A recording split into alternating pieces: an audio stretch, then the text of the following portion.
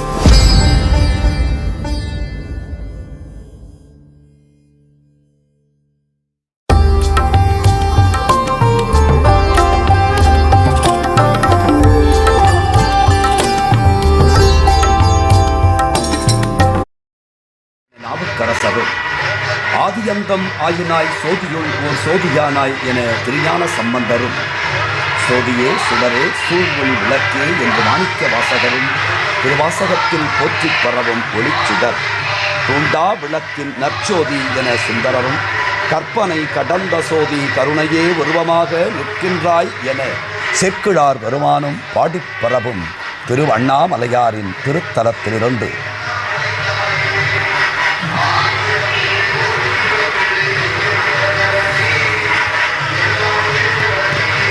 ஞானச்சுடரே என நாவுக்கரசரும், ஆதியந்தம் ஆயினாய் சோதியுள் ஓர் சோதியானாய் என திருஞான சம்பந்தப் பெருமானும், சோதியே சுடரே சூழ்வொளி விளக்கே என்று மாணிக்க வாசகர் திருவாசகத்திலும், தூண்டா விளக்கின் நற்சோதி என சுந்தரரும், கற்பனை கடந்த சோதி கருணையே உருவமாக நிற்கின்றாய் என செக்கிழார் பெருமானும் பாடிப்பரவும் திருவண்ணாமலையார் உரையும் அண்ணாமலை திருத்தலம். திருவண்ணாமலை திருத்தலத்திலிருந்து நேரலையில் இதோ இணைந்திருக்கின்றோம். பொதிகை தொலைக்காட்சியின் வழியாக பஞ்சமூர்த்திகள் புறப்பாடு நடைபெற்று கொண்டிருக்கிறது. இங்கே விளக்கை பிளந்து விளக்கினை தூண்டி விளக்கினுக்குள்ளே விளக்கினை கண்டு விளக்கில் விளக்கை விளக்க வல்லார்க்கு விளக்குடையான் கடல் மேவதுமாமே என திருமூலர் சொல்லும் வண்ணம் இங்கே பஞ்சமூர்த்திகள் புறப்பாடு, விளக்கேற்றும் வழிபாட்டிற்குள் பஞ்சமூர்த்திகள் எழுந்தருளும் அற்புத காட்சி.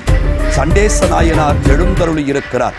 தந்தையினுடைய காலை துண்டாடி பஞ்சமூர்த்திகளில் ஒருவராக தன்னையும் சிவபதம் பெற்று ஆட்படுத்தி கொண்ட சண்டேச நாயனார் வருகை தந்து கொண்டிருக்கிறார்.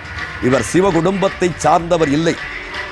பிள்ளையார், முருகன், அம்பிகை, ஈசன் என 4 இருக்கக்கூடிய இந்த குடும்பத்தில் சிவபெருமானை தந்தையாக ஏற்றுக்கொண்டதால் சண்டேச நாயனாரும் பஞ்சமூர்த்திகளில் ஒருவராக போற்றப்படுகின்றார். 63 ஒருவரான சண்டேச நாயனார் பஞ்சமூர்த்தி வழிபாட்டில் வரக்கூடிய அந்த அற்புத அழகு, சிவபெருமானினுடைய பூசைக்கு இடையூறு செய்த தந்தையின் காலை மழுவெடுத்து வெட்டி அதன் வழியாக சிவபெருமானையே தந்தையாகப் பெற்று இதோ பஞ்சமூர்த்திகளில் ஒருவராக வருகை தந்து கொண்டிருக்கிறார் சண்டேஸ்வர நாயனார்.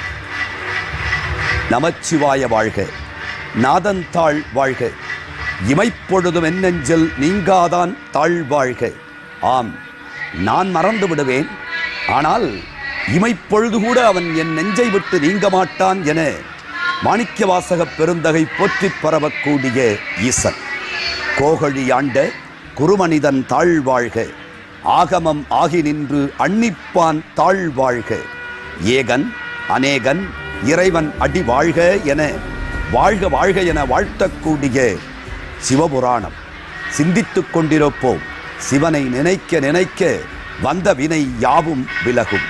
வேகம் கெடுத்தாண்ட வேந்தன் அடி வெல்க, பிறப்பருக்கும் பிஞகன் தன் பெய்கடல்கள் வெல்க, புறத்தார்க்குச் சேயோன் தன் பூங்கடல்கள் வெல்க, கரம் குவிவார் உள்மகிழும் கோன் கடல்கள் வெல்க.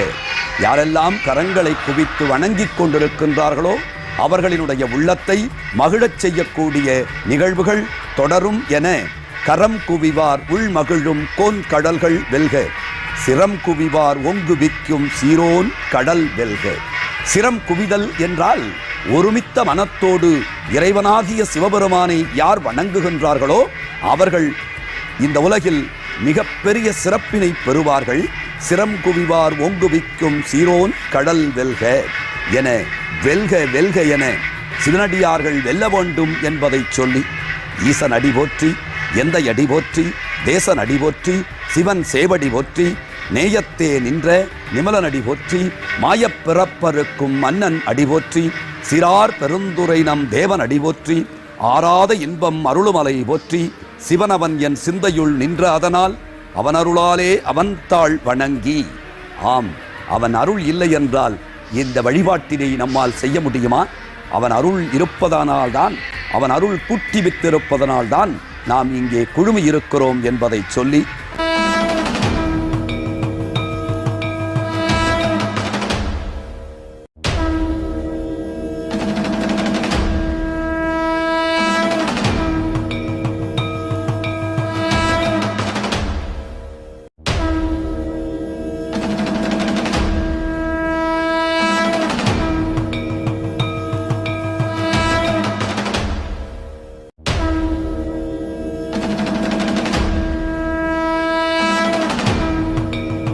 என்னை விட்டு தொலைதூரம் அதுவே செல்ல வேண்டும், முந்தை வினை முழுதும் மோய உரைப்பன் யான்.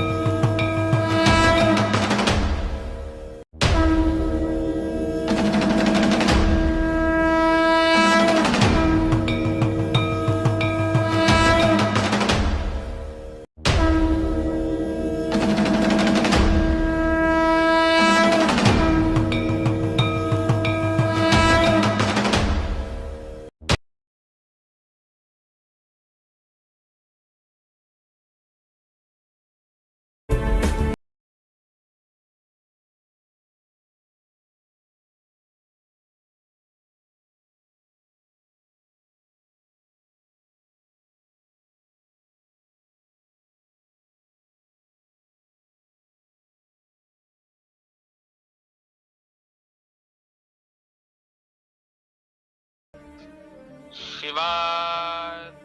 திருச்சிற்றம்பலம். ஹர ஹர நம பார்வதி பதையே, ஹர ஹர மகாதேவா. தென்னாடுடைய சிவனே போற்றி, எந்நாட்டவர்க்கும் இறைவா போற்றி.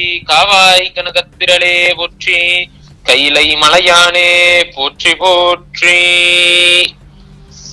விண்ணாளும் தேவர்க்கும் மேலாய வேதியனை, மண்ணாளும் மன்னவர்க்கும் மாண்பாகி நின்றானை, தன்னார் தமிழளிக்கும் தன்பாண்டி நாட்டானை, பெண்ணாளும் பாகனை பேணு பெருந்துறையுள் கண்ணார் கடல் காட்டி நாயேனையாட்கொண்ட அண்ணாமலையானை பாடுதுங்கான் அம்மானாய். பனிப்பகை மயிலும் சேவல் பதாகையும் 12 மணிக்குழைகளும் 6 வதனமும் பாகி வேண்டும் தனி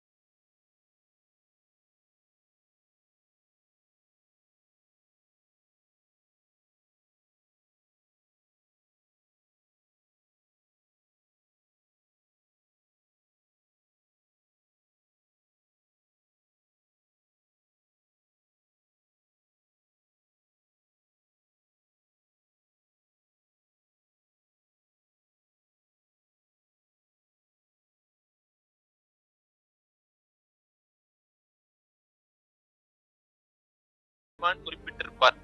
அதுல பாத்தீங்கன்னா, மட்டிட்ட புன்னையங் காணல் மடமையிலை கட்டிட்டங்கொண்டான் கபாலீச்சரம் வந்தான் ஒட்டிட்ட பண்பில் உருத்திர பல்கணத்தார்க்கு அட்டிட்டல் காணாதே போதியோ பூம்பாவா என்று ஐப்பசி ஓண விழாவில் தொடங்கி எத்தனையோ அந்த திருமயிலாப்பூரிலே கொண்டாடப்படுகிற அனைத்து விழாக்களையும் ஞானசம்பந்த பெருமான் குறிப்பிட்டிருப்பார்.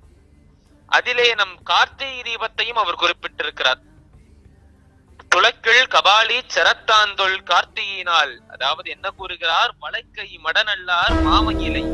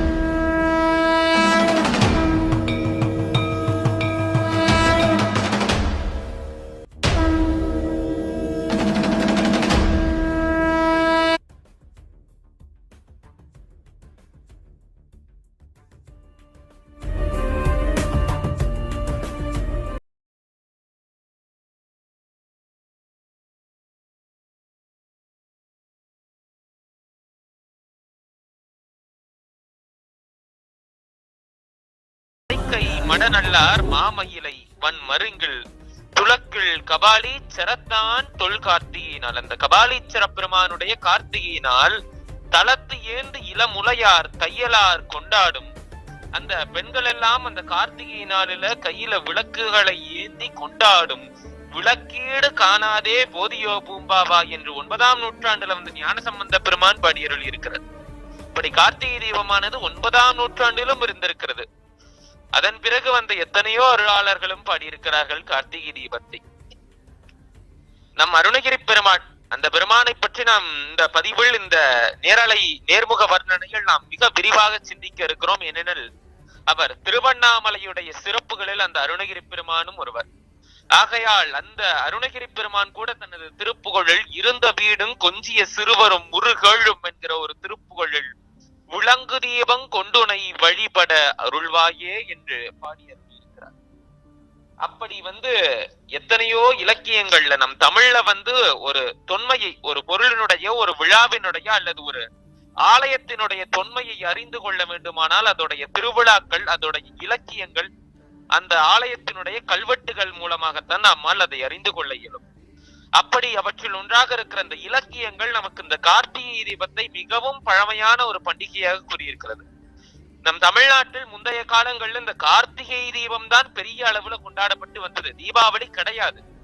தீபாவளி என்பது நாயக்கர்கள் காலத்திற்கு பிறகுதான் வந்தது என்பது பல தமிழறிஞர்களுடைய நம்பிக்கை. அப்படி தீபாவளிக்கும் முந்தைய பண்டிகையாக நம் தமிழ் மண்ணில் கொண்டாடப்பட்ட வந்த இந்த கார்த்திகை தீப திருநாள் நம் திருவண்ணாமலையில் மட்டும் மிக மிக விமரிசையாக லட்சக்கணக்கான, ஏன் கோடிக்கணக்கான மக்கள் என்று கூட சொல்லலாம், கோடிக்கணக்கான மக்கள் அங்கு திரண்டு அலையா கடல் அலையா என்று கண்ணதாசன் சொன்னதை போல இங்கு தலைகள் எல்லாம் அப்படி அலைகள் போல காட்சியளிக்கிற ஒரு அற்புதமான நிகழ்வை நாம் திருவண்ணாமலையில் இப்பொழுது தினமலர் யூடியூபில் பார்த்து கொண்டிருக்கிறோம். அந்த திருக்கார்த்திகை தீபத்துக்கு திருவண்ணாமலைக்கும் அப்படி என்ன தொடர்பு என்று கேட்டால், அந்த வரலாறு இந்த வையகம் முழுவதும் அறிந்ததுதான். திருமாலும் நான்முகனும் தனக்குள் யார் சிறந்தவர் என்ற ஒரு போட்டி எழுந்த பொழுது அங்கே பெருமான், சிவபெருமான் ஆதியும் அந்தமும் இல்லா அருட்பெரும் ஜோதியாக தோன்றி அந்த ஜோதியினுடைய ஆதியையும் அந்தத்தையும் கண்டறிபவரே சிறந்தவர் என்று கூற, அந்த திருமாலும் நான்முகனும் திருமால் பன்றியாகவும் நான்முகன் அன்னமாகவும் மாறி, அன்னப்பட்சியாகவும் மாறி, அப்படி நான்முகன் மேல் நோக்கி சென்றார், திருமால் கீழ் நோக்கி சென்றார். அப்படி இருவரும் சென்றும் கண்டுணர இயலவில்லை. நான்முகன் அப்பொழுது தாழம்பூவை பொய் சாட்சியாக வைத்து பொய் கூறினார். இதெல்லாம் உங்களுக்கு நன்றாகவே தெரியும். அப்படிப்பட்ட ஒரு அற்புதம் நிகழ்ந்த இடம் நம் திருவண்ணாமலை. நாம் பார்த்து கொண்டிருக்கிறோமே ஒரு அற்புத மலை, 2668 அடி உயரம் கொண்ட அற்புத மலை.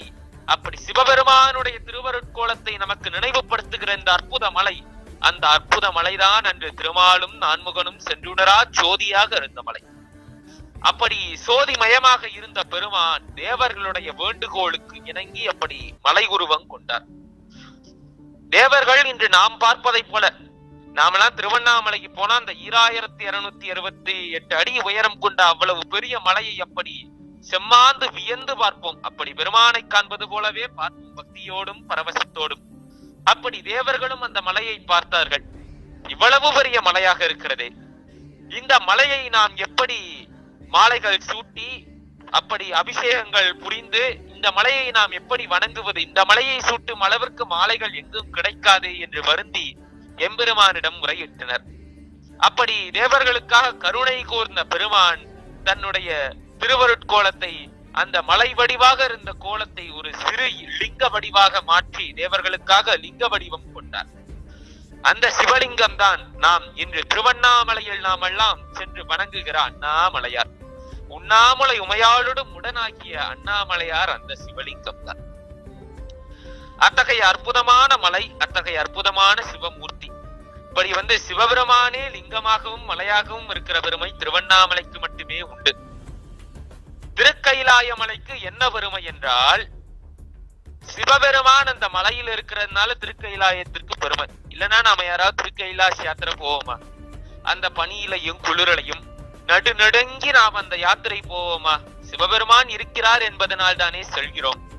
ஆகையால் திருக்கைலாயத்துல சிவபெருமான் அந்த மலை மேல இருக்கிறதுனால அவருக்கு அந்த மலைக்கு பெருமை. திருவண்ணாமலைக்கு என்ன பெருமை தெரியுமா? சிவபெருமானே மலையா இருக்கிறார். திருக்கைலாயத்துக்குன்னா மலை மேலதான் சிவன் இருக்காரு, திருவண்ணாமலையில மலையே சிவமா.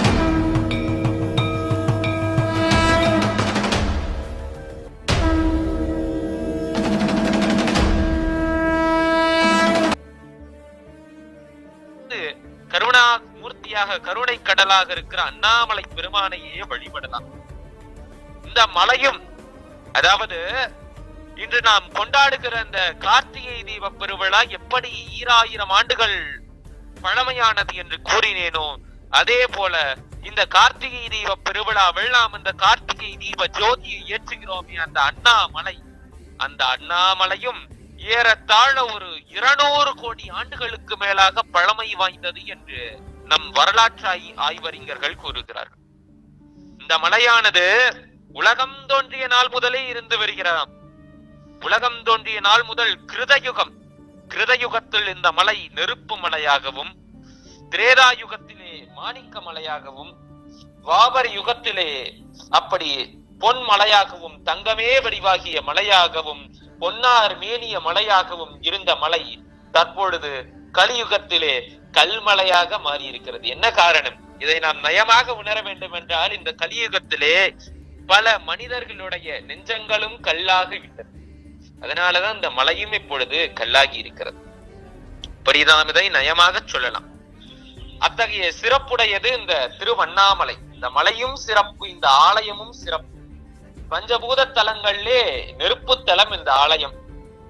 சிவபெருமானுக்கு நெருப்பு வடிவம். சிவபெருமானை பற்றி பாடுகையில காரைக்கால் அம்மையார் சொல்வாரு, நெருப்பு ஏன் சிகப்பா இருக்கு? 2 காரணம் எடுத்துக்கலாம். இந்த இடத்துல காரைக்கால் அம்மையார் என்ன சொல்ல வருகிறார் என்றால், ஏன் நெருப்பு சிவப்பா இருக்குன்னு ஒரு கேள்வியை கேட்கிறாரு. ஏன் சிவபெருமானுடைய கைகள் சிவப்பாக இருக்கிறது என்று இன்னொரு கேள்வியை கேட்கிறார். இந்த 2 கேள்விகளுக்கும் விடை ஒன்றுதான். சிவபெருமான் கைகள்ல செம்மையான நெருப்பை ஏந்தி இருந்ததுனால நெருப்பு அப்படி சிவபெருமானுடைய கைகள் சிவந்தது. சிவபெருமானுடைய வடிவம் எத்தகையது? அவருடைய வடிவம் ஜோதி வடிவம், நெருப்பு வடிவம். அப்படி நாம் இப்போ ஒரு பொருளை நெருப்புல போய் வச்சோம்னா அந்த பொருள் சிவந்துதானே போகும். அப்படி அந்த ஜோதி வடிவாக இருக்கிற சிவபெருமானுடைய கைகள்ல வைக்கப்பட்டதுனால அந்த நெருப்பு சிவந்து போனது என்று காரைக்கால் அம்மையார் அவர்கள், சிவபெருமானாலே தாயே என்று அழைக்கப்பட்ட காரைக்கால் அம்மையார் அவர்கள் நயம்பட கூறுவார். இப்படி இந்த கார்த்திகை தீப திருநாளிலே நாம் இந்த அண்ணாமலை பெருமானை தரிசித்துக் கொண்டிருக்கிறோம். இந்த அண்ணாமலை பெருமானை பார்க்க எத்துணை கூட்டம், எவ்வளவு மக்கள், எல்லாம் எதற்காக? இன்று இன்னும் சில மணி துளிகள்ல, இன்னும் ஒரு அரை மணி நேரத்தில் ஏற்றப்படும், மலை மேல் ஏற்றப்படவிருக்கின்ற அந்த கார்த்திகை தீப ஜோதியை காண்பதற்காக. இந்த கார்த்திகை தீப ஜோதியை காண்பதற்காகத்தான் இத்துணை மக்கள் எத்தனையோ இடங்கள்ல இருந்து வந்திருக்கிறார்கள் அண்ணாமலை பெருமானை கண்டு வழிபடுவதற்காக. இந்த தருணத்துல நாம் இந்த திருவண்ணாமலையுடைய ஆலயத்தை பற்றி நாம் சற்று சிந்திக்கலாம். எத்தனையோ ஆலயங்களுக்கெல்லாம் இல்லாத ஒரு பல பல தனி பெருமைகள் திருவண்ணாமலை ஆலயத்திற்கு இருக்கிறது. இந்த ஆலயத்துக்கு நவத்வாரபதி என்று ஒரு பெயர் இருக்கிறது. நவத்வாரம் என்றால் 9 வாசல். அது என்னையா 9 வாசல் என்று கேட்டால், நாவுக்கரசு பெருமான் பாடுகிறாரு, ஒன்னுலே 9 வாசல் வைத்தாய். அதாவது நம் உடம்புக்குள் 9 வாசல்கள் இருக்கிறது. அந்த 9 வாசல்களையும் ஒக்க அடைக்கும் போது உணரமாட்டேன் என்பார் நாவுக்கரசர். ஒக்க அடைக்கும் போது என்றால் நாம் இறக்கும் தருவாயில் இந்த 9 வாசல்களும் ஒரே சமயத்தில் அடைக்கப்படும். அந்த தருவாயில் தான் நாம் இறந்து படுவோம். அந்த 9 வாசல்களை நாவுக்கரசர் பெருமான் குறிப்பிடுகிறார். அப்படி மனிதன் உடலில் இருக்கும் 9 வாசல்களை குறிக்கும் வண்ணமாக திருவண்ணாமலையிலும் 9 வாசல்கள் அமைந்திருக்கிறது. அந்த 9 வாசல்களுக்கும் 9 கோபுரங்கள் செவ்வாந்து நமக்கு காட்சி கொடுக்கிறது. இதிலும் சிறப்பு என்னவென்றால், அந்த 9 கோபுரங்களும் 9 வகையான பெருமைகள், ஒவ்வொரு கோபுரமும் ஒவ்வொரு தனி வகை பெருமையை உடையதாக இருக்கு. அந்த 9 கோபுரங்கள் என்னவென்றால், அதுல 4 ராஜகோபுரங்கள், கிழக்கு, மேற்கு, வடக்கு, தெற்கு ஆகிய 4 திசைகளிலும் இருக்கிற 4 ராஜகோபுரங்கள். அத்தோடைய ஒரு 5 சிறிய கோபுரங்களை நாம் கட்டை கோபுரங்கள் என்று குறிப்பிடுவோம். ஆக 4ம் 5மாக திருவண்ணாமலையில் 9 கோபுரங்கள் இருக்கின்றன. அந்த 9 கோபுரங்கள்ல வடக்கு ராஜகோபுரத்திற்கு அம்மணி அம்மாள் கோபுரம் என்கிற பெயர் உண்டு. அது என்ன அம்மணி அம்மாள் பெயர்? அந்த பெயருக்கும் அந்த கோபுரத்துக்கும் என்ன தொடர்பு இருக்க முடியும்? அது ஒரு அற்புதமான கதை. நாம் அதை இன்று சிந்திப்போம். திருவண்ணாமலைக்கு அருகே சென்ன சமுத்திரம் என்கிற ஊரை சேர்ந்தவர் அம்மணி அம்மாள். அவரு சிறு வயதுல ஒரு முறை அண்ணாமலை பெருமானை தரிசிக்க வந்தாரு. இப்படி தரிசிக்க வந்தவர் அந்த அண்ணாமலை பெருமானுடைய அருள் திருக்கோலத்தை கண்டு, அந்த பெருமானுடைய அருள் வடிவை கண்டு, அவ்விடத்திலிருந்து நீங்க மனம் ஒவ்வாது அவ்விடத்திலேயே தன் வாழ்நாள் கழிக்க எண்ணிவிட்டார். அவரு திருமண பருவம் வந்த பொழுதும் திருமணம் செய்து கொள்ளாமல் பெண் துறவியாகவே வாழ்ந்தார். அந்த அம்மணி அம்மாளானவர் வடக்கு கோபுரமானது பாதியில் கட்டப்பட்டிருந்தது. அந்த அம்மணி அம்மாள் காலத்துல, அந்த அம்மணி அம்மாள் காலத்திலே வடக்கு கோபுரமானது நிறையான கோபுரமாக இல்லை, குறையான கோபுரமாகத்தான் இருந்தது. அந்த கோபுரத்தை அவர் முழுமையாக கட்டி முடிக்க வேண்டும் என்று ஒரு தனி பெண்ணாக அவர் தீர்மானம் செய்தார். தீர்மானம் செய்து இதற்கு என்ன செய்தாரு, பல பொருளாளர்களிடம், பல செல்வந்தர்களிடம் சென்று, அவர்களிடமெல்லாம் சென்று பொருள் ஈட்டினார். ஒரு முறை ஒரு செல்வந்தரை பார்த்து பணம் கேட்டார். அப்படி பொருள் ஈட்டுகிற பொழுது அம்மணி அம்மாள் ஒரு செல்வந்தரை பார்த்து பணம் கேட்டார்கள்.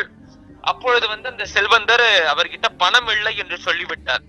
ஆனால் அம்மணி அம்மாள் திருவருள் பெற்றவர், திருவருளும் குருவருளும் ஒருங்கே பெற்றவர். அந்த பெருமான் அந்த செல்வந்தர் கூறியது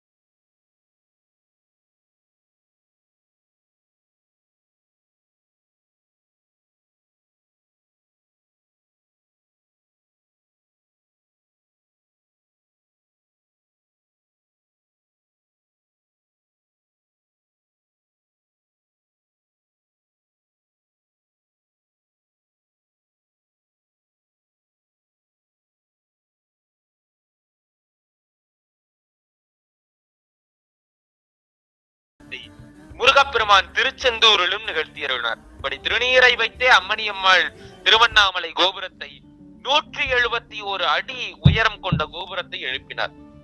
தமிழகத்தினுடைய மிக மிக உயரமான கோபுரங்கள்ல திருவண்ணாமலை கோபுரம், இந்த வடக்கு கோபுரமும் ஒன்று. 171 அடி உயரம் கொண்ட இந்த அம்மணியம்மாள் வடக்கு கோபுரம். பெருமக்களே, நாம் முதலில் சிந்திக்க வேண்டும் என்றால் கோபுரத்துல ராஜகோபுரத்தை பற்றி தான் சிந்திக்க வேண்டும். ஆனால் அடியேன் அதை பற்றி கூறவில்லை. ஏன்னா அதற்கு அதைவிட சிறப்பு பெற்றது இந்த அம்மணியம்மாள் கோபுரம். ஒரு தனி பெண்ணாக, பெண்ணால் என்ன முடியும் என்று நாம் நினைக்கிறோம், ஆனால் ஒரு தனி பெண்ணாக இருந்த அவள் ஒரு பெண்மணி கோபுரத்தை கட்டி இருக்கிறாள். அதனால் நாம் அதை சிந்திப்பதுதான் சாலச் சிறந்ததாக, அதை முதலில் சிந்திப்பதுதான் சாலச் சிறந்ததாக என்று எண்ணி அடியேன் அதை பற்றி விவரித்தேன். இப்பொழுது நாம் ராஜகோபுரத்தை பற்றி சிந்திப்போம். இந்த ராஜகோபுரம் தான் அண்ணாமலை ஆலயத்தினுடைய பிரதான கோபுரம், கிழக்கு திசையில் இருக்கிற கோபுரம். அப்படி ராஜ கம்பீரமாக இருக்கிற இந்த ராஜகோபுரத்திற்கு ராயர் கோபுரம் என்ற பெயர். தஞ்சையை மன்னை ஆண்ட ராஜராஜ சோழன் அங்கு தஞ்சையில் பெரிய கோயில்ல ஒரு மிக பிரம்மாண்டமான பெரிய கோயிலையும் 2217-16 அடி கொண்ட அந்த கருவறை கோபுரத்தையும் அமைத்தார். அவருக்கு பிறகு 15ஆம் நூற்றாண்டுல தென்னகத்தை ஆண்டவர் நம் கிருஷ்ணதேவராயர். அந்த ராஜ மன்னர் கிருஷ்ணதேவராயர் எனும் அந்த மன்னர் தனது வெற்றிகளோட நினைவாக, அவருடைய எல்லா வெற்றிகளுடைய நினைவாக என்ன நினைச்சாரு, திருவண்ணாமலையில ராஜராஜன் தஞ்சையில் அமைத்த கோபுரத்தை விட ஒரு உயரம் மிக்க கோபுரத்தை அமைக்க வேண்டும் என்று எண்ணி 1550ஆம் ஆண்டில் அந்த பணியை தொடங்கினாரு. அப்படி அவர் தொடங்கிய பொழுது ஒரு 135 அடி நீளம், 98 அடி அகலத்துல கிழக்கு ராஜகோபுரத்திற்கு ஒரு அடித்தளம், அதாவது ஒரு பேஸ் அமைக்கப்பட்டிருந்தது.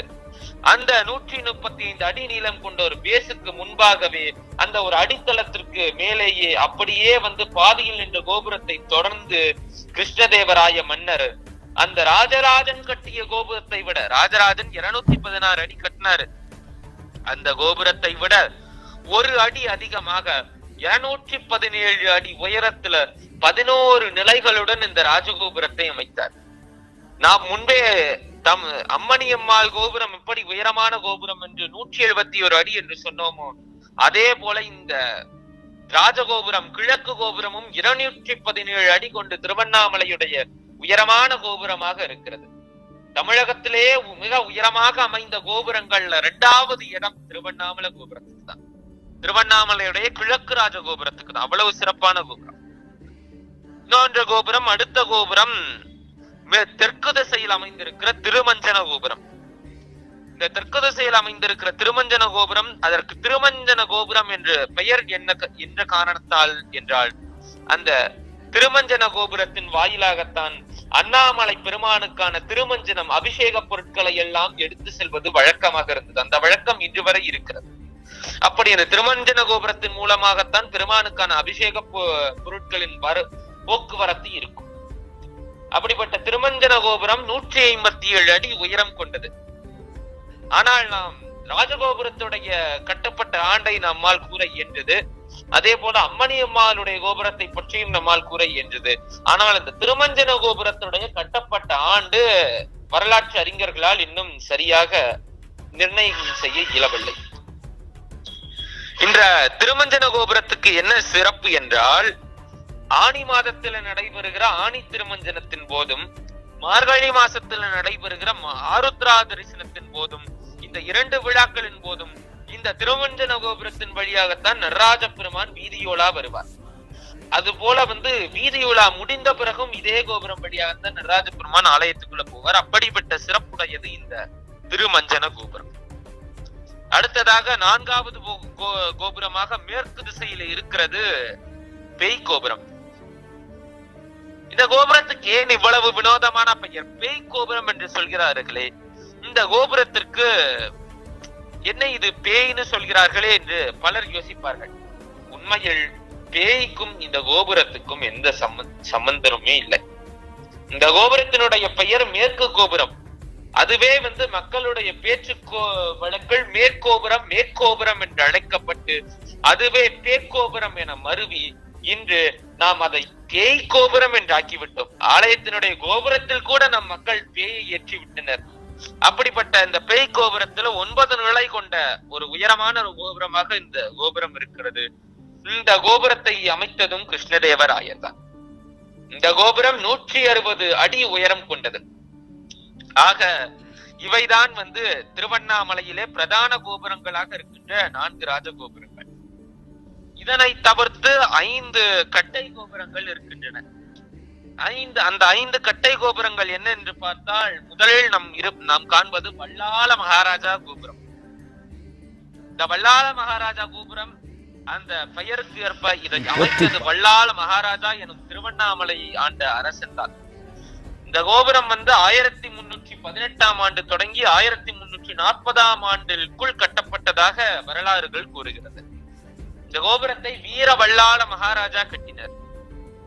அதனாலதான் இதற்கு வீர வல்லாள திருவாசல் என்ற ஒரு பெயரும் இருக்கிறது.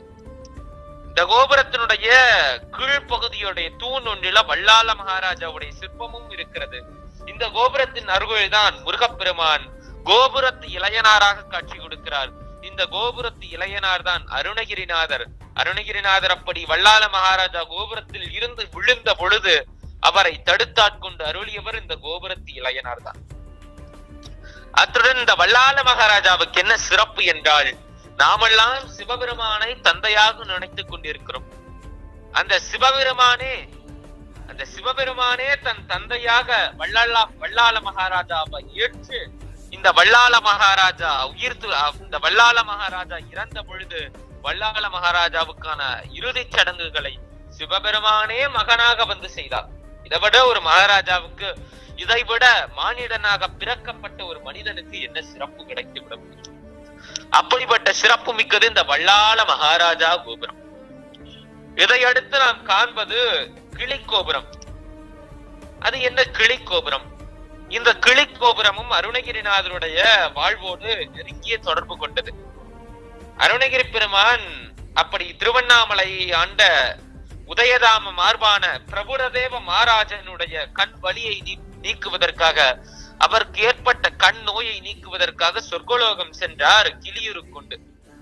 அதாவது ஒரு கிளியில் தன்னுடைய உயிரை இருத்தி கூடு விட்டு கூடு பாய்தல் என்று சொல்வோம் அல்லவா, அதுபோல அருணகிரி பெருமான் அந்த வித்தையை பயன்படுத்தி தன்னுடைய உடலில் இருந்து தன் உயிரை கிளி உடலுக்கு மாற்றி அப்படி கிளியாக தேவலோகம் சென்று கற்பக மலரை எடுத்துக்கொண்டு அப்படி அந்த வல்லாள மகாராஜாவுடைய வழி வந்த அந்த பிரபுதேவ மகாராஜனுக்கு வழங்கி அவனுடைய கண்வழியை தீர்த்தார்.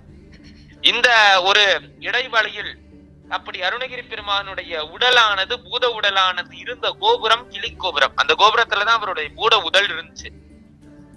இந்த பூத உடல் என்ன செய்தாரு? சம்பந்தாண்டான் என்கிற அருணகிரிநாதருடைய எதிரி, அருணகிரிநாதரை பிடிக்காதவன், அருணகிரிநாதரை வெறுப்பவன், அருணகிரிநாத பெருமான் ஒழிய வேண்டும் என்று நினைத்த சம்பந்தாண்டான் என்கிற எதிரி என்ன பண்ணாரு?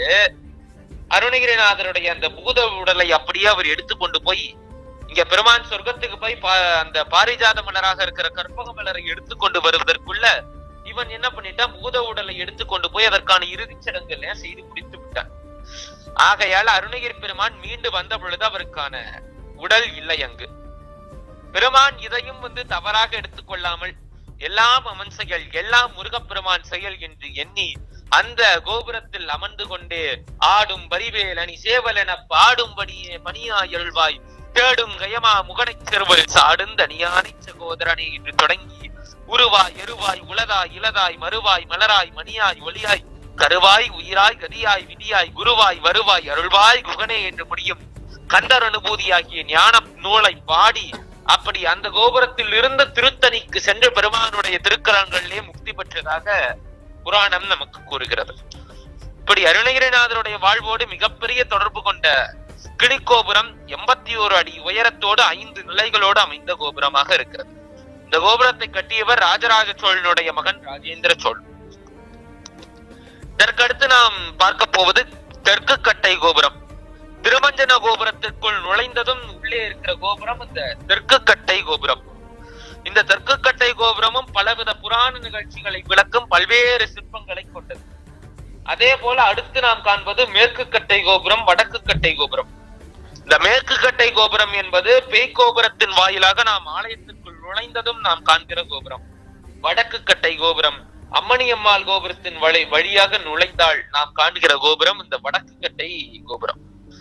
இப்படி 9 கோபுரங்களை கொண்டு 6 பிரகாரங்களை கொண்டு 6 திருச்சுற்றுகளை கொண்டு 142 சன்னதிகளை கொண்டு 22 விநாயகர் சன்னதிகளை கொண்டு 43 செப்பு சிலைகளை கொண்டு 25 ஏக்கர்கள் அப்படி நமக்கு திருக்கைலாயத்தையே நினைவுபடுத்தும் ஒரு அற்புத திருத்தலமாக, அற்புத ஆலயமாக கட்டப்பட்ட இந்த திருவண்ணாமலை ஆலயம் சோழ மன்னர்கள், பாண்டிய மன்னர்கள், சம்புவராய மன்னர்கள், குய்சாளர்கள், விஜயநகர மன்னர்கள், நாயக்க மன்னர்கள், நாட்டுக்கோட்டை நகரத்தார்கள் இவர்களுடைய திருப்பணியை நாம் குறிப்பிட வேண்டும்.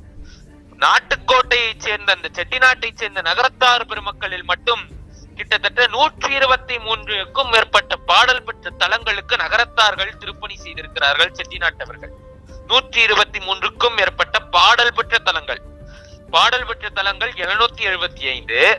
அந்த 275 தலங்களில் 123 தலங்களுக்கு நகரத்தார் திருப்பணி இருக்கிறது.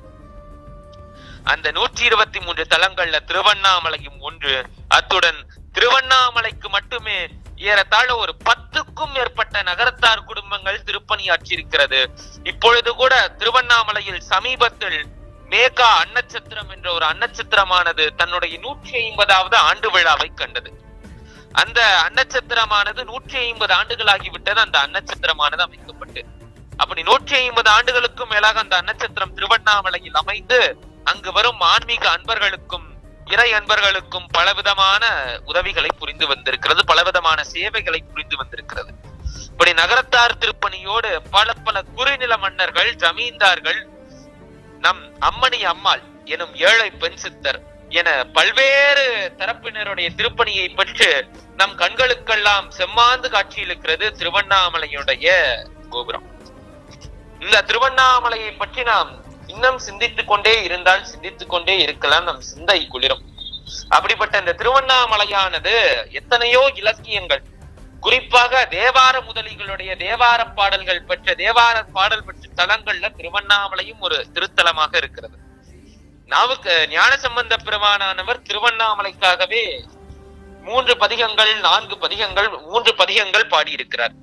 பாடுறாரு, உண்ணாமுலை உமையாளோடு உடனாகிய ஒருவன் பெண்ணாகிய பெருமான்மலை திருமாமணி திகழ மண் ஆர்ந்தன அறிவித்திரள் மலடை முளவதிரம் அண்ணாமலை தொழுவார் வினை வலுவாவனம் அருமே. திருவண்ணாமலையை தொழுதால் உங்கள் வினையெல்லாம் அருந்து போய்விடும். வலுவாவனம், எந்த குறையும் இல்லாமல் உங்கள் வினைகள் எல்லாம் அருந்து போய்விடும். அப்படி நம் வினைகளை எல்லாம் அரிக்கும் அற்புத தலமாக இருக்கிறது இந்த திருவண்ணாமலை. திருவண்ணாமலைக்கு என்ன சிறப்பு என்றால், பஞ்சமூர்த்திகள் என்று நாம் சொல்வோம். சைவத்திலே முக்கியமான தெய்வங்கள் சிவபெருமான், விநாயக பெருமான், முருகப்பெருமான், அம்பிகை. இந்த 4 தெய்வங்களுக்குமே மிகப்பெரிய சிறப்பை கொண்ட திருத்தலமாக திருவண்ணாமலை இருக்கிறது. இந்த திருவண்ணாமலையில 4 தெய்வங்களுமே தனி சிறப்புற்று இருக்கிறார்கள். இல்ல, சிவபெருமானை பற்றி நான் சொல்ல வேண்டாம். நாவுக்கரசர், ஞான சம்பந்தர் உள்ளிட்ட பல அடியார்கள், பல சைவ அருளாளர்கள் வாழ்ந்து வணங்கி பேறு பெற்ற திருத்தலம் திருவண்ணாமலை. பிள்ளையாருக்கும் திருவண்ணாமலைக்கும் என்ன சிறப்பு இருக்கும்? திருவண்ணாமலையில அல்லல் போம் கணபதி என்ற ஒரு விநாயகர் இருக்கிறார். அந்த விநாயகரின் மேல்தான், அப்படி திருவண்ணாமலை விநாயகர் மேல்தான் ஒரு பாடலானது நாம் அன்றாடம் ஓதுகிற பாடல். அல்லல் போம் வல்வினை போம் அன்னை வயிற்றில் பிறந்த தொல்லை போம் போகா துயரம் போம் நல்ல குணம் அதிகமாம் அருணை கோபுரத்துள் மேவும் கணபதியை கை தொழுத கால் என்று பாடப்படும் அந்த அருமையான பணுவல் திருவண்ணாமலையில் இருக்கிற விநாயகர் மேல பாடப்பட்டது. திருவண்ணாமலை விநாயகருக்கு என்ன சிறப்பு என்றால், அப்படி பெருமான் விநாயக பெருமானுடைய 6 படை வீடுகள்ல திருவண்ணாமலை முதல் படை வீடு. பெருமக்களே, இப்பொழுது நமக்கெல்லாம் மாதொரு பாகனாக அர்த்தநாரீச பெருமான் காட்சியளிக்கிறார். அந்த காட்சியை நாம் கண்குளிர கண்டு கொண்டிருக்கிறோம்.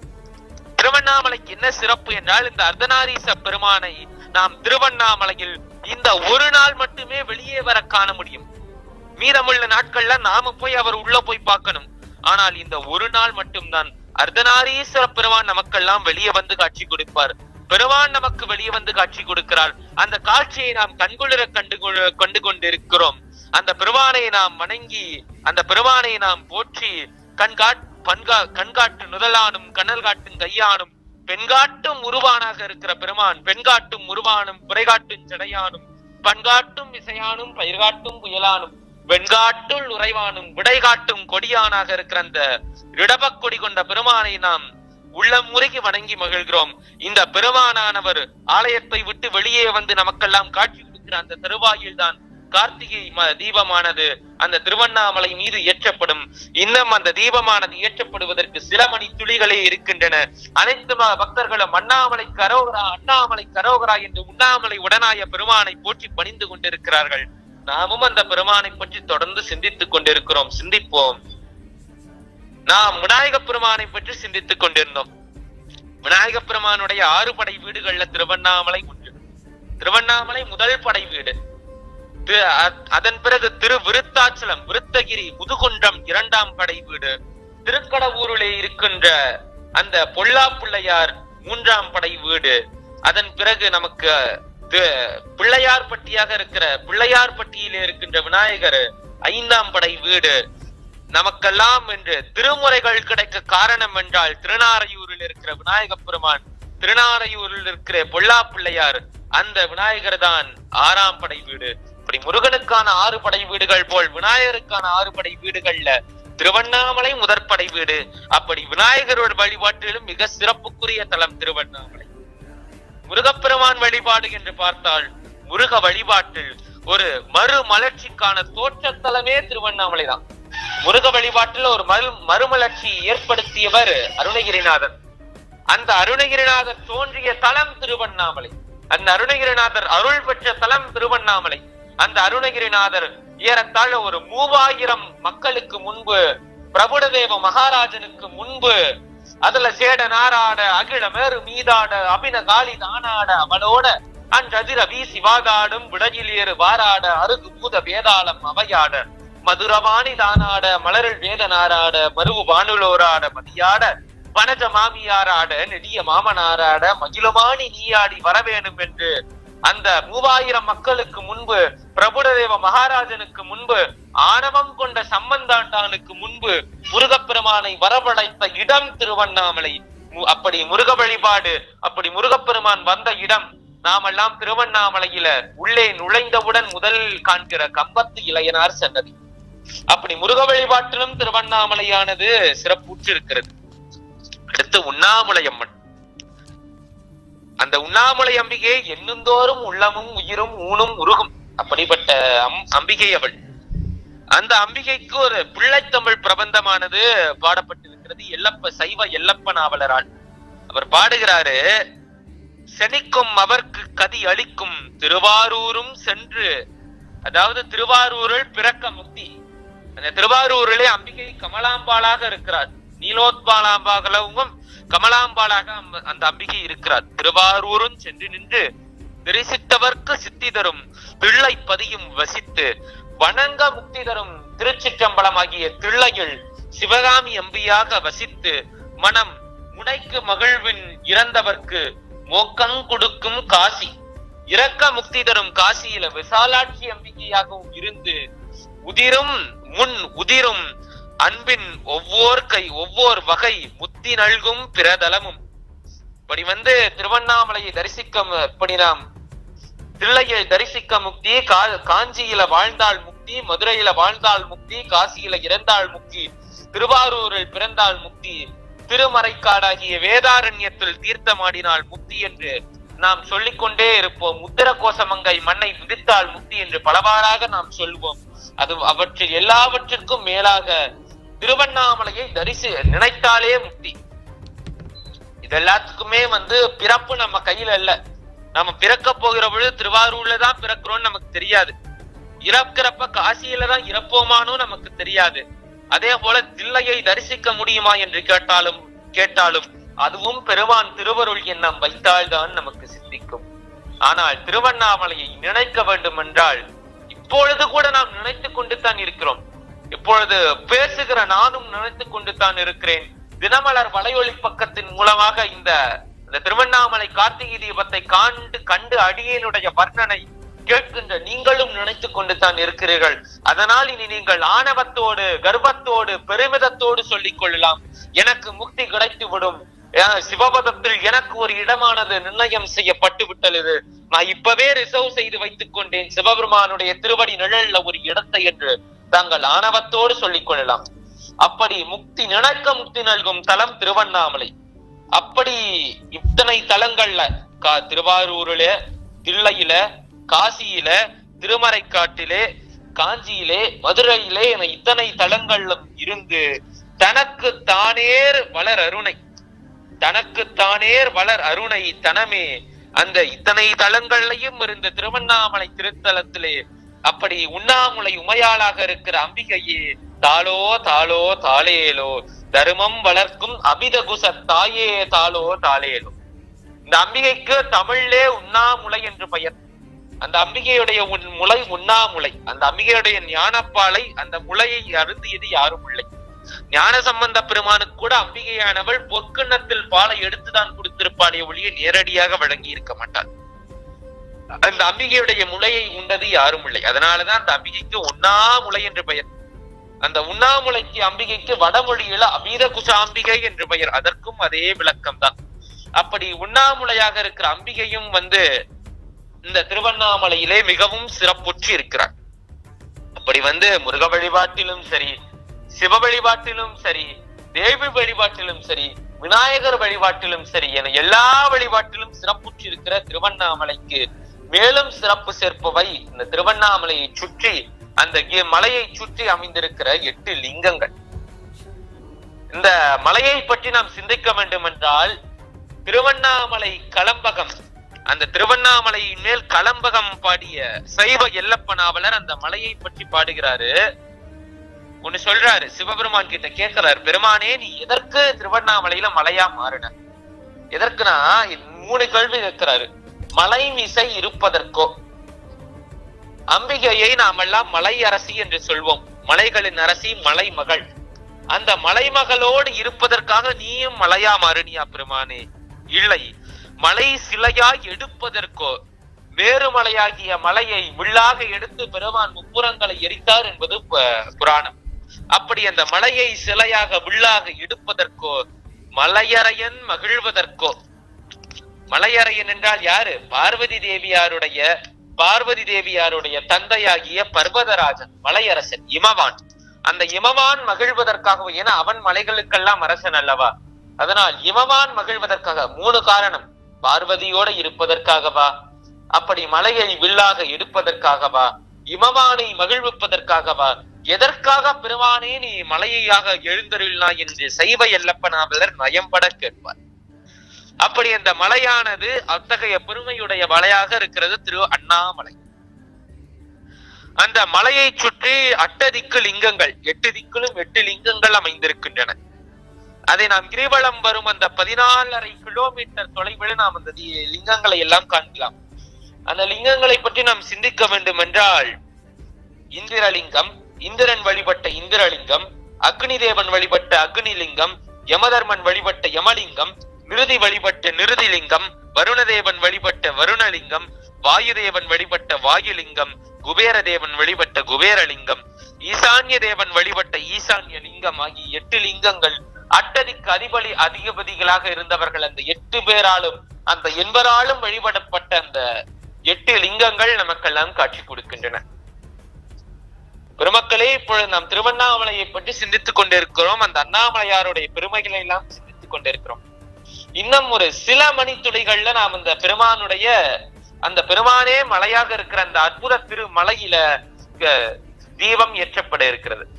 அந்த தீபமானது கிட்டத்தட்ட ஒரு 7.5 அடி உயரம் உள்ள ஒரு கொப்பரையில 1000 கிலோ காடா துணி, 3000 கிலோ நெய், 2 கிலோ கற்பூரம் ஆகியவற்றால் பயன்படுத்தப்பட்டு மகாதீபமாக ஏற்றப்படுகிறது. இந்த மகாதீபத்தை ஏற்றப்படுகிற உரிமை பர்வதராஜ குலத்தை சேர்ந்த அந்த பர்வதராஜ குலத்தினருக்கே உரியது. இப்பொழுது இன்றைய நாளில் இன்னும் சில மணித்துளிகள் நம் கண்கள் எல்லாம் காண, நம் கண்குளிர காண ஏற்றப்பட இருக்கின்ற அந்த அற்புத தீபம் இன்னும் 11 நாட்களுக்கு திருவண்ணாமலையில் சுடர்விட்டு எரியும். அப்படிப்பட்ட இந்த அற்புதமான தீபம், அப்படிப்பட்ட இந்த அற்புதமான மலை, இந்த மலையை பற்றியும் இந்த தீபத்தை பற்றியும் நாம் தொடர்ந்து சிந்தித்துக் கொண்டே இருக்கிறோம். இன்னும் சில மணித்துளிகள்ல பக்தர்கள் எல்லாம் அண்ணாமலைக்கு அரோகரா, அண்ணாமலைக்கு அரோகரா என்று கோஷத்தோடு, என்ற இந்த ஆரவார கோஷத்தோடு வானனை மதிசூடிய மைந்தனை தேனனை திரு அண்ணாமலையானை, அந்த திருவண்ணாமலை பெருமானுடைய அந்த தீப திருவிழாவுடைய முக்கிய நிகழ்வாக கார்த்திகை தீபமானது இன்னும் சில மணித்துளிகள்ல ஏற்றப்பட இருக்கிறது. கீழே ஆலயத்தில் அந்த தீபஸ்தம்பத்தின் மேல் தீபம் ஏற்றப்பட்டதும் அதை கண்டு மேலே மலை மீதும் தீபம் ஏற்றப்பட உள்ளது. அதையெல்லாம் நாம் கண்களால் கண்குளிர கண்டு தரிசித்து பெருமானுடைய அருளை எல்லாம் பெற இருக்கின்றோம். இப்பொழுது பொதுவாக இந்த பௌர்ணமிக்கே ஒரு தனி சிறப்பு. பௌர்ணமி என்றாலே அதனுடன் நீங்க ஒண்ணு கவனிச்சு பாத்தீங்கன்னா, நம் இந்து சமயத்துல, இந்து மதத்துல கொண்டாடப்படுகிற எத்தனையோ திருவிழாக்கள் பௌர்ணமி நாள்ல தான் வரும். எடுத்துக்காட்டுக்கு ஒரு 2 சொல்லணும்னா, சித்ரா பௌர்ணமி. அதே போல முருகப்பெருமான் பிறந்த நாளாகவும், முருகப்பெருமான் அப்படி அருவமும் உருவமாகி அலாதியாய் பலவாய் ஒன்றாய் பிரம்மமாய் நின்ற சோதி பிழம்புதோர் மீனியாகி கருணைகூர் முகங்களாரும் கரங்களோர் 12ம் ஒரு திரு முருகன் என்றாங்கு உதித்த நாளாக இருக்கிற வைகாசி விசாகம், அதுவும் பௌர்ணமி. அந்த வைகாசி விசாகத்தை நாம் குரு பூர்ணிமாகவாக கொண்டாடுவோம். புத்த மதத்தில் புத்த பெருமான் அவதரித்த நாளாக கொண்டாடுகிறோம். இப்படி எத்தனையோ நாட்கள் பௌர்ணமியில தான் வரும். அவற்றிற்கெல்லாம் ஒரு சிகரத்தின் மேல் தீபத்தை வைத்தாற் போல, அப்படி சிகரத்தின் மேல் தீபத்தை வைத்து கொண்டாடுகிற திருக்கார்த்திகை தீபத்தினாலும் ஒரு பௌர்ணமி நன்னாள்ல கொண்டாடப்படுகிறது. இந்த திருக்கார்த்திகை தீப திருநாளும் ஒரு பௌர்ணமி நன்னாள்ல கொண்டாடப்படுகிற விழா. இந்த நாளிலே திருநாவுக்கரச பெருமான் சொல்வதை போல, இல்லக விளக்கது இருள் கெடுப்பது என்று சொல்வதை போல, அந்த இல்லத்தில் எல்லாம் பெண்மார்கள், அந்த பெண்டிர்மார்கள் எல்லோரும் தங்கள் வீடுகள் தோறும், வீடுகள் முழுவதும் விளக்குகளை ஏற்றி, இருள் கெடுக்கும் இல்லக விளக்கை ஏற்றி, சொல்லக விளக்கது சுடர் கொடுப்பது, பல்லக விளக்கது பலரும் காண்பது, நல்லக விளக்கது நமச்சிவாயவே என்று சொல்வது போல, நல்லகங்களுக்கு விளக்காக இருக்கிற நமச்சிவாய மந்திரத்தை உச்சரித்து இல்லக விளக்கில் இருள் கெடுக்கும் அந்த இல்லகத்தில் விளக்கை ஏற்றி வழிபட இருக்கிறார்கள். அந்த திருவண்ணாமலையில தீபம் ஏற்றப்பட்ட அதே தருணத்தில் எல்லா வீடுகளிலும், எல்லா இல்லங்களிலும் தீப ஒளியாக, ஞான ஒளியாக தீப ஜோதியானது ஏற்றப்பட இருக்கிறது. அதையெல்லாம் நாமும் கண்குளிர கண்டு இருக்க போகிறோம். இந்த அற்புதமான தருணத்துல திருவண்ணாமலையில நாம் சிந்தித்துக் கொண்டிருக்கிறோம் திரு அண்ணாமலையாரை பற்றி. இப்பொழுது பல பேருக்கு ஒரு ஏக்கம் இருக்கும், திருவண்ணாமலைக்கு போக முடியலையே, அண்ணாமலையாரை காண முடியவில்லையே, அண்ணாமலையை காண முடியவில்லையே, அந்த அண்ணாமலை மீது ஏற்றப்பட இருக்கின்ற தீபத்தை காண முடியவில்லையே என்ற பலருக்கும் பலவிதமான ஏக்கங்கள். ஒன்றும் கவலைப்பட வேண்டாம். நாம் அந்த திருவண்ணாமலையை சென்று அந்த தீப திருநாளை தரிசித்தால் 1000 அஸ்வமேத யாகம் செய்த பலன் கிடைக்கும் என்று சான்றோர்கள் சொல்கிறார்கள். ஆனால் அதைவிட சிறப்பு என்னவென்றால், நாம் திருவண்ணாமலையை நாம் இருந்த இடத்திலிருந்து நினைத்தால் 1000 அஸ்வமேத யாக பலனுக்கும் மேலாக இருக்கின்ற முக்தி நலம் நமக்கு கிடைக்கும். என்னங்க 1000 அஸ்வமேத யாக பலனை வைத்து என்ன செய்வது?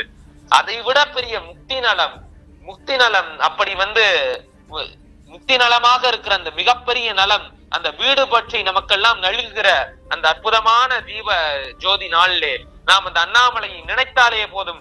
இதோ பாருங்கள், அந்த தீப ஜோதியானது ஆலயத்தில் ஏற்றப்பட்டு அந்தணர்கள் எல்லாம் அதை உயர்த்தி கொண்டு வருகிறார்கள். அர்த்தநாரீச பெருமானும் வருகிறார். தீபமங்கல ஜோதி நமோ நம, தீபமங்கல ஜோதி நமோ நம, தீபமங்கல ஜோதி நமோ நம. மலை மீது கார்த்திகை தீபமானது ஏற்றப்பட்டு விட்டது. நம் துயரங்களை, துன்பங்களை, இன்னல்களை எல்லாம் களைகின்ற, அந்த இருளை எல்லாம் நீக்குகின்ற தீபமாக, தீபமங்கல ஜோதியாக கார்த்திகை தீபமானது ஏற்றப்பட்டு விட்டது.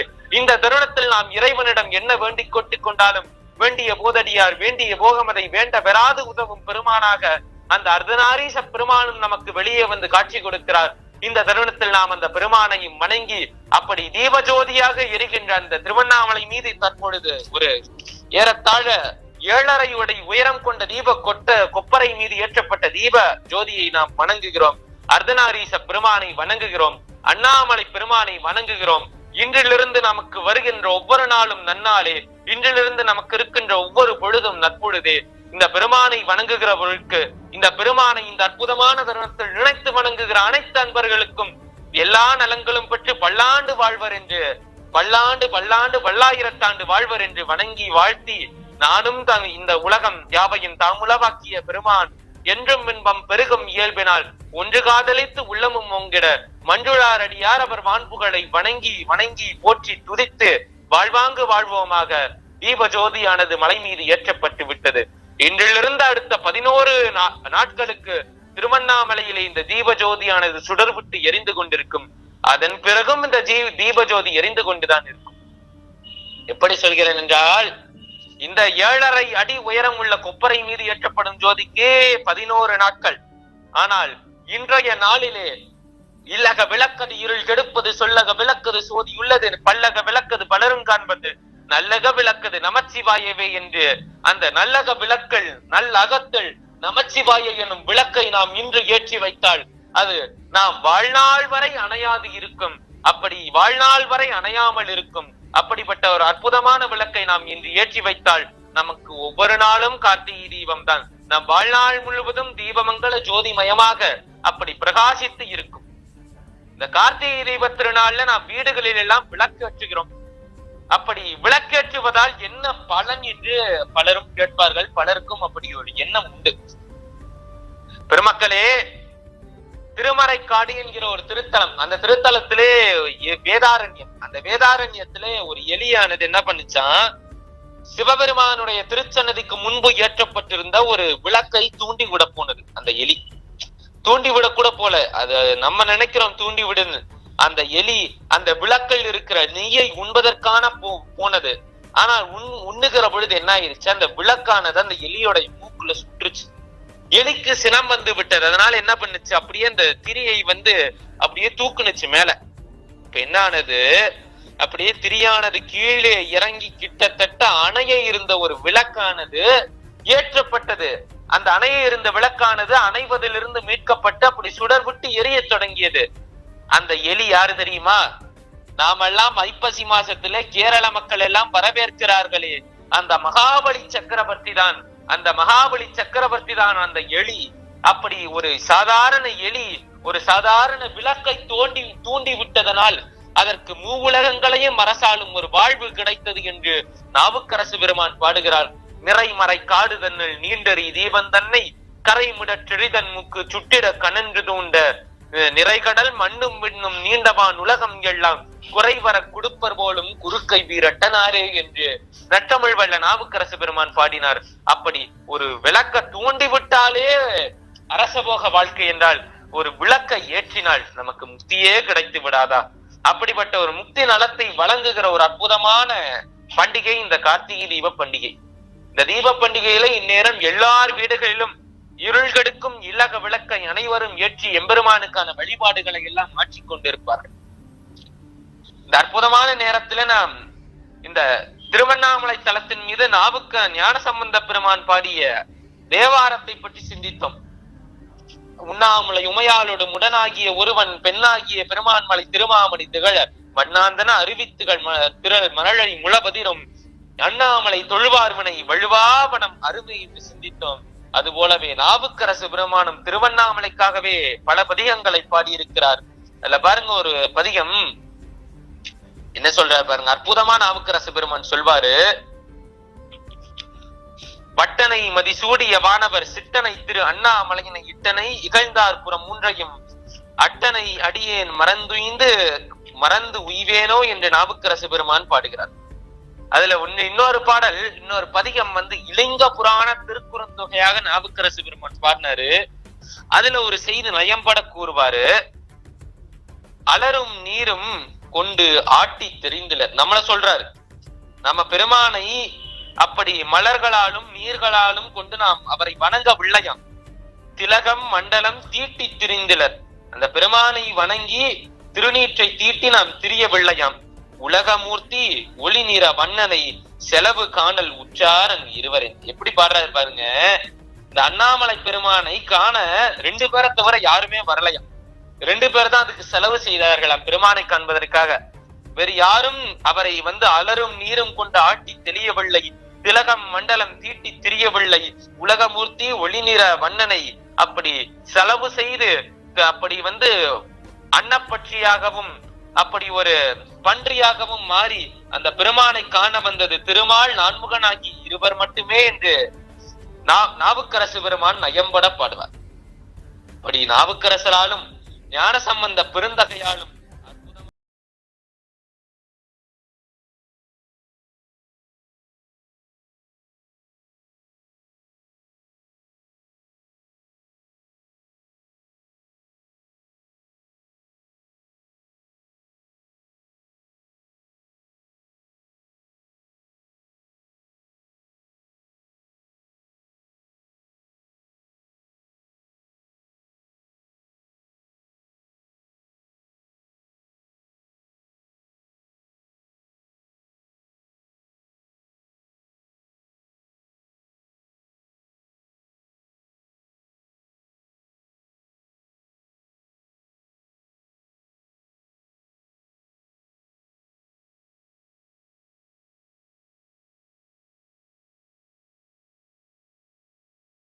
குறிப்பாக திருவெம்பாவை இன்னும் 10 நாள்ல மார்கழி வரப்போகிறது. இந்த கார்த்திகைக்கு அடுத்து இப்பொழுது அந்த தீபமங்கல ஜோதியாக எரிகிற கார்த்திகையை தொடர்ந்து பெண்கள் எல்லாம் இளம் காலை பொழுதில் அப்படி விடியற்காலை பொழுதில் எம்பெருமானுடைய ஆலயத்திற்கு வந்து கொண்டாடுகிற அந்த மார்கழியானது வரப்போகிறது. அதை கொண்டாடி மாணிக்கவாசக பெருமான் திரு வெம்பாவை பாடியிருக்கிறார், திரு அம்மானை பாடியிருக்கிறார், அருணகிரி பெருமான் திருப்புகழை பாடியிருக்கிறார். எப்பொழுதுமே ஒரு நிகழ்வுல திருப்புகழை கொண்டு நிறைவு செய்வது சிறப்பு. அது போலவே நாமும் இங்கு வந்து இந்த அற்புதமான திருவண்ணாமலை தீப கார்த்திகை திருநாளிலே இந்த தீப கார்த்திகை கண்டு வணங்கி இந்த தீப கார்த்திகை தினமலருடைய வலையொலி பக்கத்தின் மூலம் கண்டு வணங்கிய அனைத்து பெருமக்களும் எல்லா வித நலன்களும் பெற்று பல்லாண்டு வாழ வேண்டி அருணகிரி பெருமான் திருவண்ணாமலையில் அருளி செய்த ஒரு அற்புதமான திருப்புகழ் பாடலோடு நிறைவு செய்தால் முத்தாய்ப்பாய் அமையும் என்று எண்ணி இருவனை அஞ்ச மலபகை மங்க இருள்வினி மங்க மகிழேறி இனவருள் அன்பு மொழிய கடம்பு வினதகமும் கொள் தளிபாடி கரிமுக நெம்பி முருகனை நண்டர் களிமலர் சிந்த அடியேன் முன் கருணை பொழிந்து முகமு மலர்ந்து கடிகி நடங்கொண்டருள்வாயே திரிபுர மங்க மதனுடல் மங்க திகழ் நகை கொண்ட விடையேறி சிவம்பெளியங்கன் அருள் கொடி கொண்டு திகழ் நடஞ்செய்தமையின அரசி இடங்கொள் மழுவுடையந்தை அமலன் மகிழ்ந்த